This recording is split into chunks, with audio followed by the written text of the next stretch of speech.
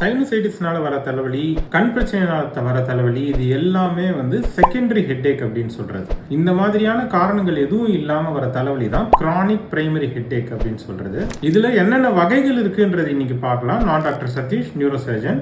இதுல முக்கியமான வகை 70% பேருக்கு வர்றது டென்ஷன் டைப் ஹெட்டேக் அப்படின்னு சொல்றது. ரெண்டாவது மைக்ரேன் ஹெட்டேக் அப்படின்னு சொல்றது. இது இல்லாம கிளஸ்டர் டைப் ஹெட்டேக் அப்படின்ட்டு இருக்கு. அது இல்லாம சில பேருக்கு மட்டும் வரக்கூடிய தலைவலி வகைகள் இருக்குது. இது எல்லாத்தையுமே டாக்டர்ஸ் எப்படி டிஃபரன்ஷியேட் பண்றாங்க அப்படின்னு பாத்தீங்கன்னா, உங்ககிட்ட கேள்வி கேட்டு தான் டிஃபரன்ஷியேட் பண்றாங்க. அதனால முதல்ல கன்சல்ட் பண்ணணும். என்னென்னலாம் கேட்பாங்க அப்படின்னு பாத்தீங்கன்னா, நமக்கு வந்து தலைவலி வந்து எங்க இருக்கு, எவ்வளவு நேரத்துக்கு இருக்கு, ஒரு நாள்ல எப்போ ஆரம்பிக்குது, ஒரு மாசத்துல இல்ல ஒரு வாரத்துல எத்தனை தடவை வருது, எவ்வளவு நேரம் நீடிக்குது, என்ன பண்ணா சரியாகுது, என்ன பண்ணா அதிகமாகுது, இது எல்லாத்தையும் வச்சுதான் நம்ம வந்து இதை டிஃபரன்ஷியேட் பண்றோம். இது ஒரு தலைவலி வகைகளை பற்றியும் அடுத்து வர வீடியோக்கள்ல பார்க்கலாம். நன்றி, வணக்கம்.